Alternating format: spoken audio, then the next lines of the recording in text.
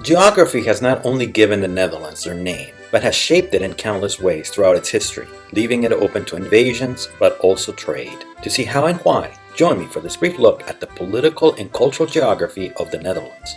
The Netherlands is the 131st largest country in the world and the 31st largest in Europe, about half the size of South Carolina. Population-wise, it ranks 69th in the world and 12th in Europe, right in between Romania and Belgium. The single most important geographical feature of the country is probably the Rhine-Maas-Scheldt Delta, the confluence of the three rivers that splits roughly the bottom third of the country from the rest. Historically key, not only because it served as the boundary for many an empire and kingdom, but also because of its economic importance as the navigable waterway that connects the North Sea to the German and Central European hinterland. The delta also contributes to making the Netherlands one of the countries with the lowest elevations in the world at a mere average elevation of 30 meters or 98 feet. This in turn is what gives the country its name, as nether refers to lower lands. Its lack of elevation also makes for extremely even temperature. The whole country is under a single zone in the Köppen-Geiger scale, a temperate, warm summer region.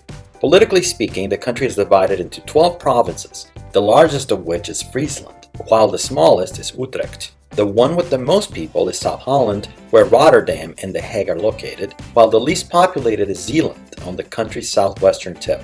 The provinces all have their own executive, but this is not a single person as most governors are in the rest of the world, but a collegiate body which consists of a king's commissioner and 3 to 7 deputies. The provinces are all represented in a senate, officially called First Chamber of the States General, although this institution is less powerful than the Second Chamber or House of Representatives, as it cannot amend any bills, only approve or reject. The country is further divided into 345 municipalities, 3 of which are denominated special as they are overseas, all in the Caribbean. There are no traditional cultural Dutch regions, but for our purposes we can divide the country into 4 to get a rough feel for the country. These are the North, East, West, and South. We begin with the North. The region has some of the earliest records of human habitation in the country, the most famous of which is probably the Hunebedden, prehistoric stone burial chambers that date from some 5,000 years ago, which are mostly concentrated in Drenthe, as well as the Pesse canoe, which dates from even earlier, at roughly 10,000 years ago, and is the oldest known canoe in the world. In more recent times, this region was part of Frisia, a distinct cultural zone with its own language and for a time its own kingdom, until the Frankish Empire absorbed it sometime in 734 AD. Fiercely proud of their heritage, the area has some unique traditions like the Skutsillen, a kind of regatta, and the sport of Vierlepe, a kind of vaulting across waterways, whose first official match originated as early as 1771. It also has a local folk hero, Pier Herlofs Donia, better known as Grote Pier or Big Pier, a Frisian man who, after having his farm burned and his wife killed by Spanish Habsburg mercenaries, led a guerrilla uprising against Charles I. You can still see his sword at the Fries Museum in Leeuwarden, or so the locals claim. The more famous museum pieces in the region, however, are probably the Van Gogh paintings housed at the Drents Museum, some of which he painted while he lived there in 1883. The house where he did so, about 50 kilometers away, is located in New Amsterdam and has now been converted into a museum. A historically rich area during the Bronze Age, and later because of Groningen's membership in the Hanseatic League and as a hub in the Dutch West India trade, today the North is one of the areas with the lowest GDP per capita in the country, although it's still doing quite well by global standards. Sadly, the region is also known for the Westerbork camp, a staging ground for the deportation of Jews during the Holocaust that became famous because of a film shot there in 1944 showing the deportation of Jews to Auschwitz, which has been used in hundreds of documentaries. On the other hand, the region does boast the second oldest university in the country, the University of Groningen, founded in 1614, as well as 2 UNESCO heritage sites. The first is the Wadden Sea, the largest unbroken intertidal mudflat system in the world, a place where you can walk across the seafloor in a constantly changing landscape, an extremely ecologically rich area with unique fauna. The other is the Colonies of Benevolence, a historical set of buildings that were part of a social experiment designed to combat poverty through agricultural self-sufficiency set up in 1818. In the end, it did not succeed as envisioned, not least because the people that ended up living there had little experience farming, today there are still many buildings left standing, and you can visit to get a feel for what it would have been like in the 19th century. We move on to the east. Historically, this region was crucial in Dutch history because of a series of battles spanning over 1800 years.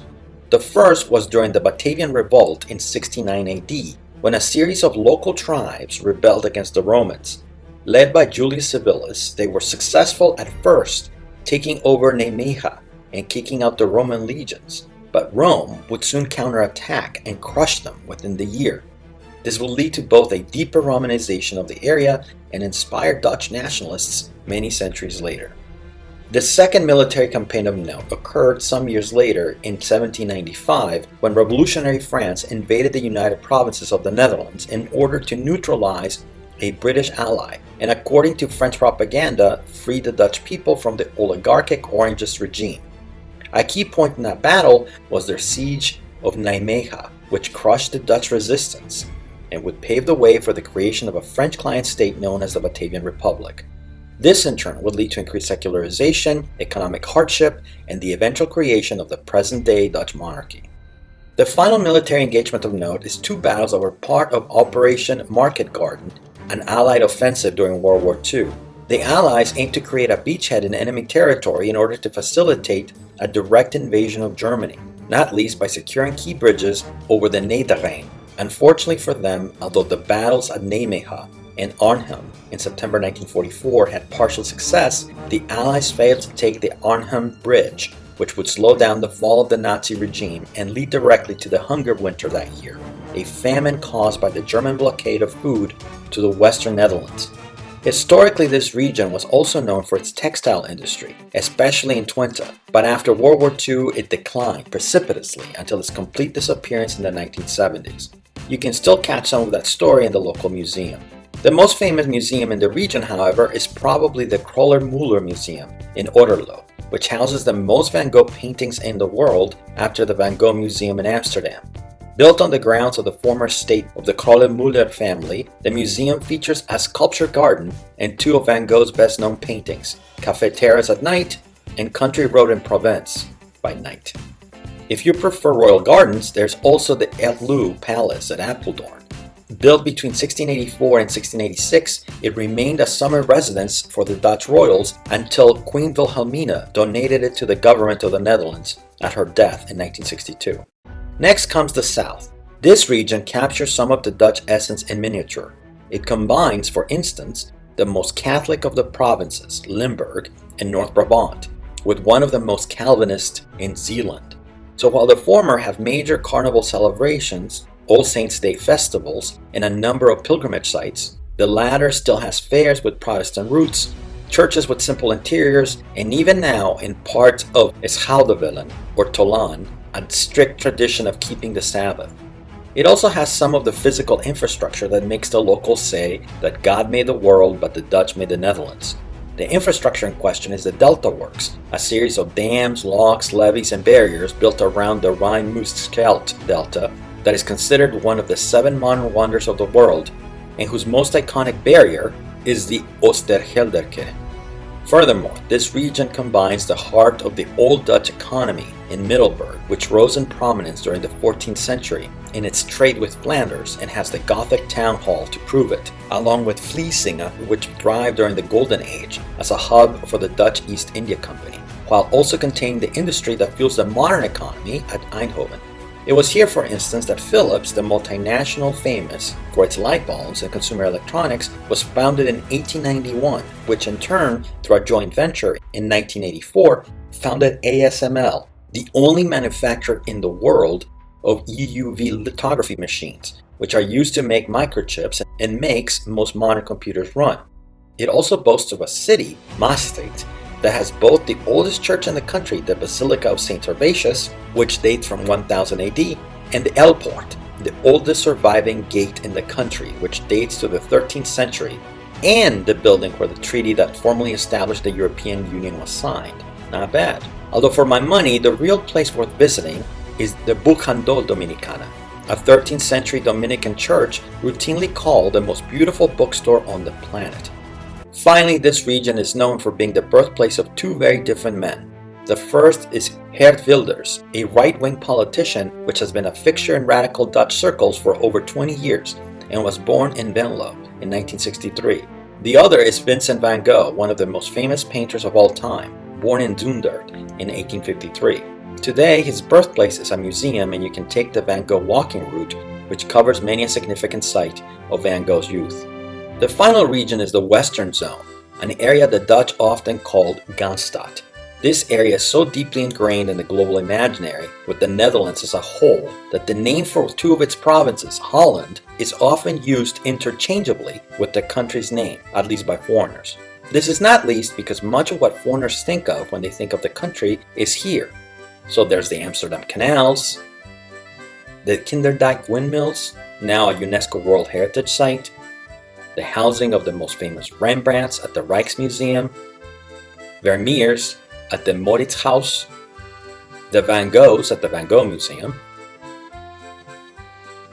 the tulip fields in Lisse, the Anne Frank House in Amsterdam, the traditional cheese market in Gouda, held from April to August, the International Court Justice in The Hague, the Red District in Amsterdam, and even Flevoland, the newest province of the country, which was almost entirely reclaimed from the Zuiderzee through a clever series of dams and dikes and other waterworks engineering.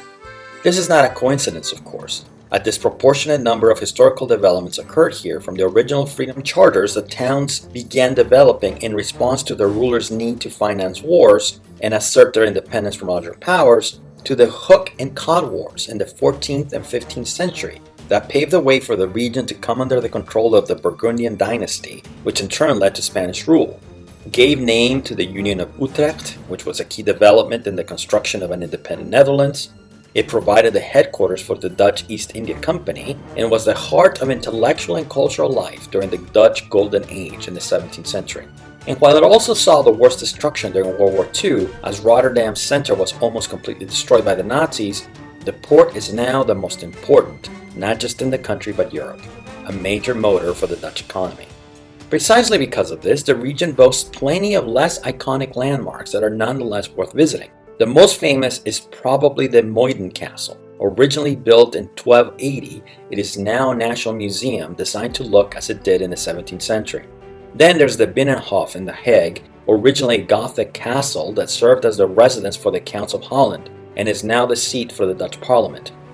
There are also a number of less well-known museums that are better than you might expect. At The Hague, there's the Kunstmuseum, which houses the largest number of Mondrians in the world, as well as the M.C. Escher Museum, where you can see nearly all of his original works. Then there's the Frans Hals Museum in Haarlem, a space dedicated to one of the best European portrait painters of all time, and the Verzet's Museum in Amsterdam, which chronicles how the Nazis took over the Netherlands and how the resistance developed. Over the years, political divisions in the country have ebbed and flowed, especially along an urban-rural as well as religious dimension. But today, the one that remains the strongest is the Randstad versus the rest. The former tends to be cosmopolitan, pro-EU, and left of center, while the rest feels neglected by the center and often votes accordingly. This has given rise to political initiatives like the BBB, or Farmer Citizen Movement, as well as the PVV, or Party for Freedom, which emphasize rural interests and anti-immigrant policies respectively. And with that, we conclude our trip across the Dutch landscape. I hope you can see some of these places for yourself soon.